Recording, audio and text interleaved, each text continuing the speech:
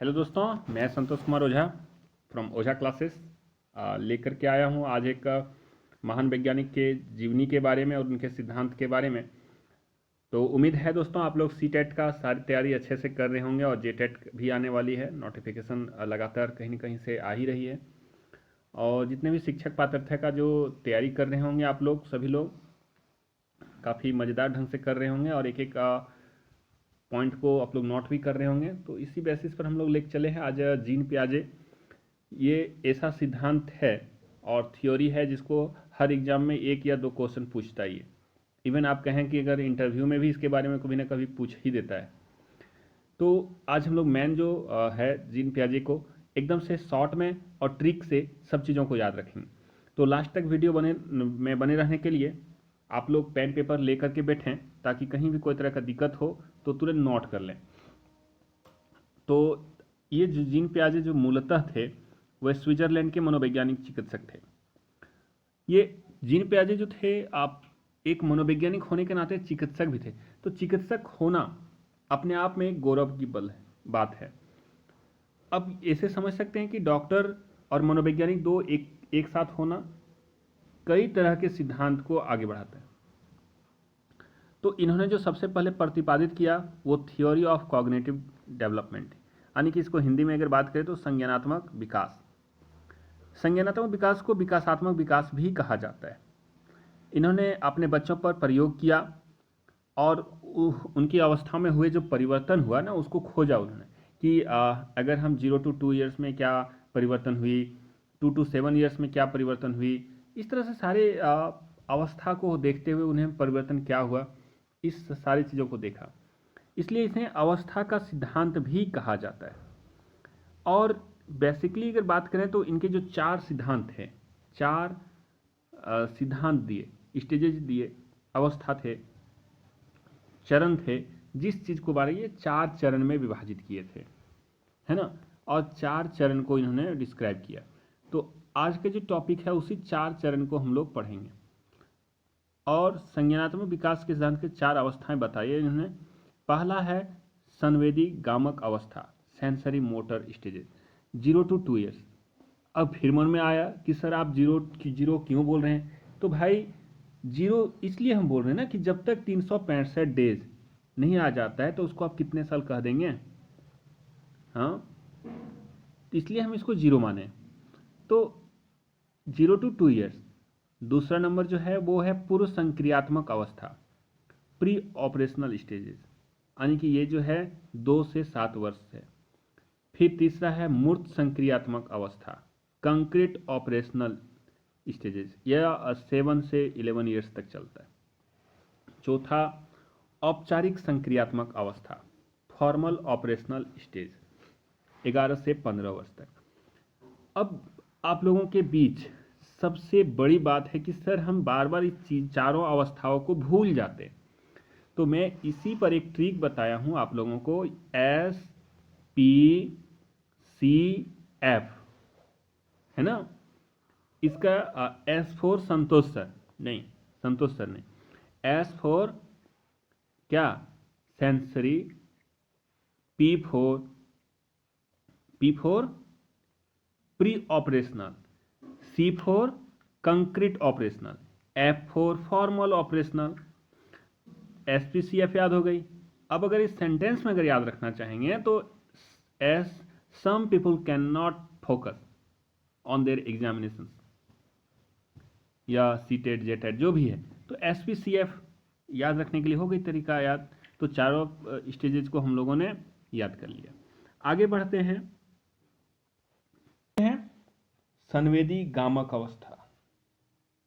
जैसे कि आप लोग अभी पढ़े ही हैं सेंसरी मोटर स्टेजेस। संवेदी गामक जो हमारा सेंसर है, सेंसेस हैं, 5 सेंस ऑफ ऑर्गन्स होते हैं हमारे बॉडी में, आँख, कान, नाक, त्वचा, जीभ व ऐसे सारी चीज़ों को हो गई। और गामक क्या हो गई? गामक क्रियाएं जैसे कि कुछ चीज़ों को हम पकड़ना, खेलना, कूदना, लिखना, इस चीज़ को बच्चे के अंदर आ जाती है समझ इस उम्र में।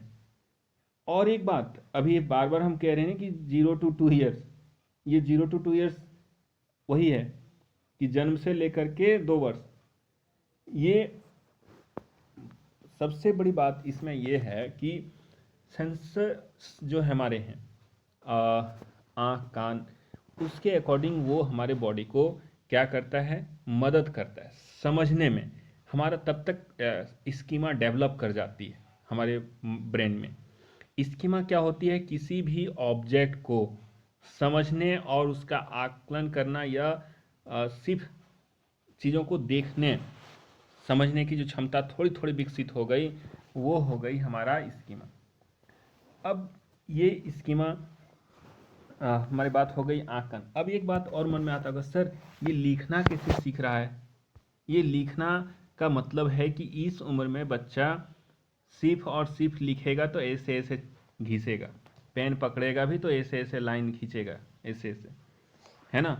तो उस लाइन को अगर वो चाहे तो हम लोग अब बोलिएगा कि उसको ए ऐसे लिख दीजिए, नहीं लिख पाएगा। लेकिन हाँ, एक छोटा मोटा लाइन खींच सकता है। और अगर हम आगे की बात करें तो इस उम्र में हमारे पास ऑब्जेक्ट परमानेंस की दिमाग आ जाती है। इस उम्र में गोल डायरेक्टेड बिहेवियर आ जाती है। फिर मन में आया होगा, सर गोल बिहेवियर डायरेक्टेड क्या हो गई?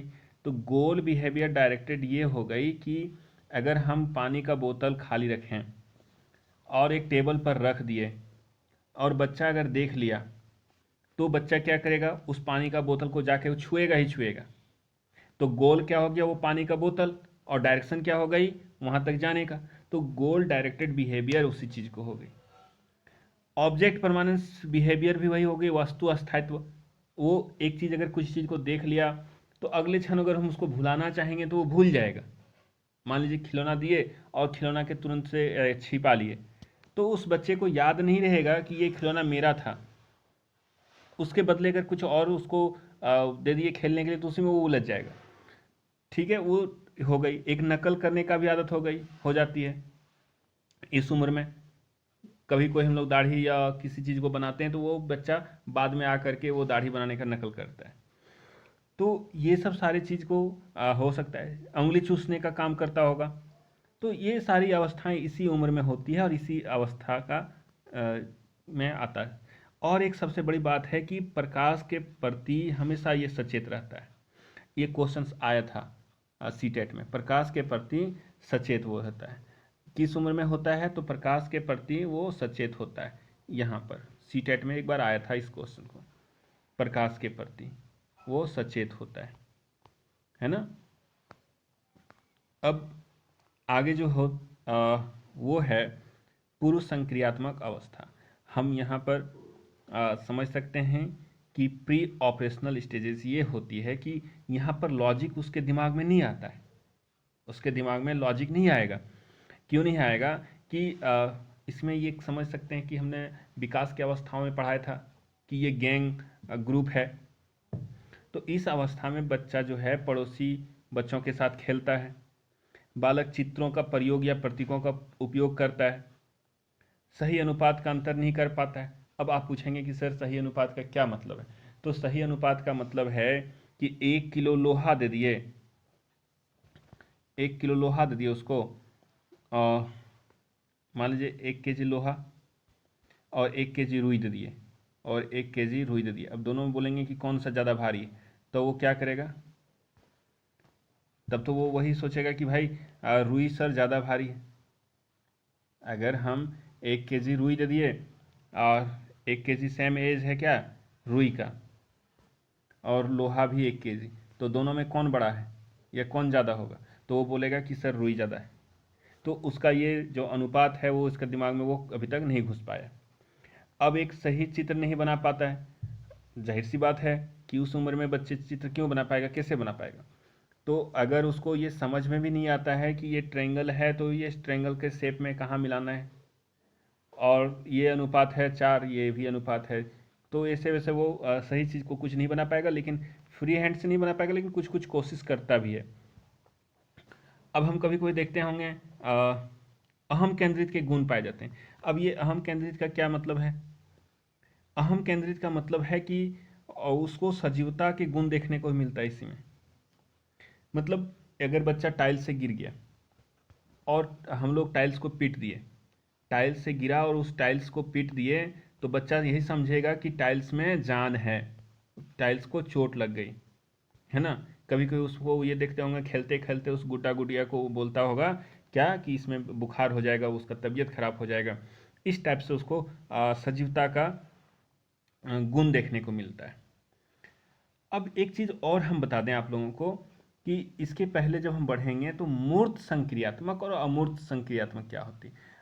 आप समझ गए होंगे कि मूर्त और अमूर्त ये दो चीज़ पहले जान लीजिए। मूर्त और अमूर्त क्या होती है। मूर्त का मतलब होता है देखकर, मूर्त का मतलब होता है देखकर, और अमूर्त का होता है बिना देखे, बिना देखे। तो मूर्त होता है जब देख करके हम चिंतन करते हैं, और अमूर्त होता है जो बिना देखे।